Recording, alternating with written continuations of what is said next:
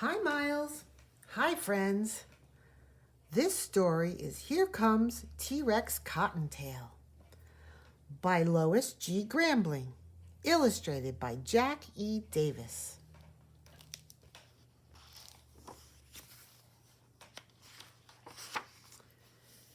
T-Rex was looking in the mirror. Not bad, he said. Not bad at all. Well, just then the doorbell rang. He answered it. It was his friends Diplodocus, Stegosaurus, and Iguanodon.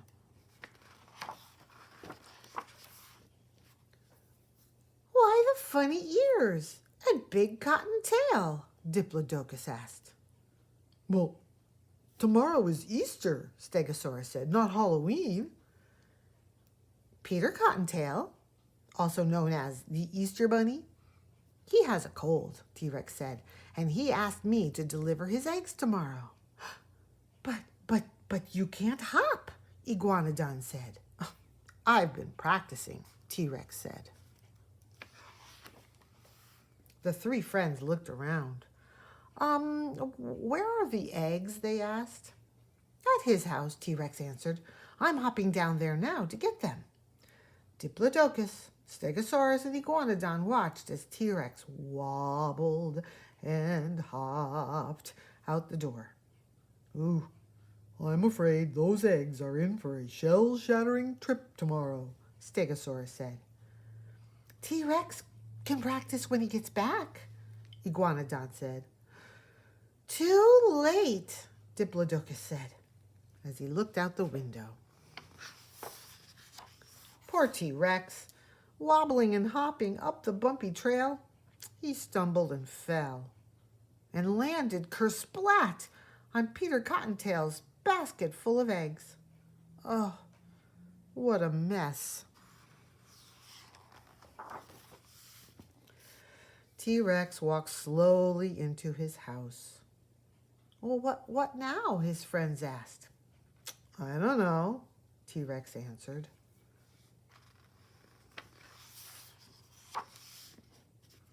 Suddenly, T-Rex had an idea. We'll get more eggs, he said, and color them. Then I'll have some to deliver Easter morning. Where will we get more eggs? Stegosaurus asked. Hen gave all of hers to Peter Cottontail. There must be more out there somewhere, T-Rex said. Diplodocus grabbed the empty basket. You stay here and practice, he said. We'll get the eggs. Well, by the end of the afternoon, T-Rex had gotten the wobble out of his hop, and his friends had gotten more eggs. T-Rex was pleased. Where did you get them, he asked. From duck and goose and turkey, Stegosaurus said, and even one from Screech Owl. We better start coloring them now, Iguanodon said, or we won't be done until dawn. Well, late that night, all the eggs were colored. T-Rex and his friends, they were asleep and snoring.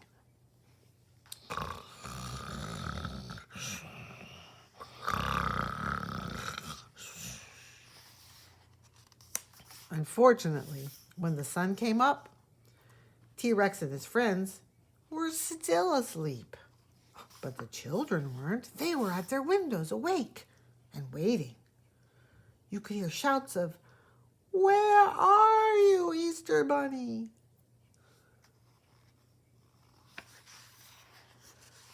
T-Rex heard them. He jumped up. He put on his funny ears, cottontail, long twitching whiskers, jacket, and bow tie. I'll save an egg for Peter Cottontail, T-Rex said to his friends. Meet me at his house later. We'll give it to him then. He said that as he hopped out the door.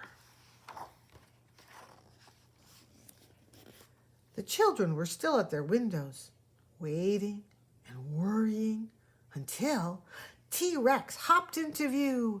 Cool, they shouted. Whoa, that's one really big cottontail hopping down that bumpy trail. When all the eggs, except one, had been delivered, T-Rex started hopping back up the bumpy trail. Thanks for our eggs, Mr. Really Big Cottontail, the children called after him. Anytime, T-Rex called back. T-Rex hops to Peter Cottontail's house.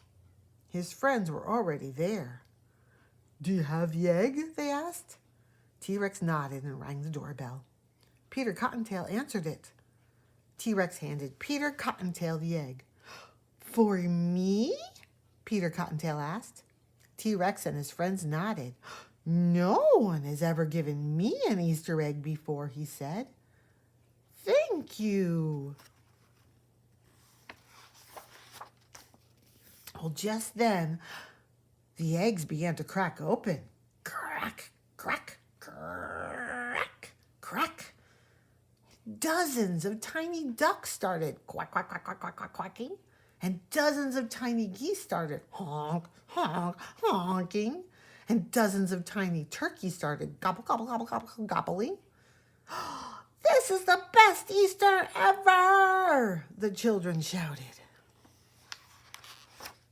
Well, then Peter Cottontail's egg began to crack open. Crack! And one tiny screech owl started screeching. Peter Cottontail was surprised and delighted. This is the noisiest Easter ever, he said. The noisiest and the best. I shall never forget it. Nor shall we, said T-Rex and his friends. Happy Easter, everybody!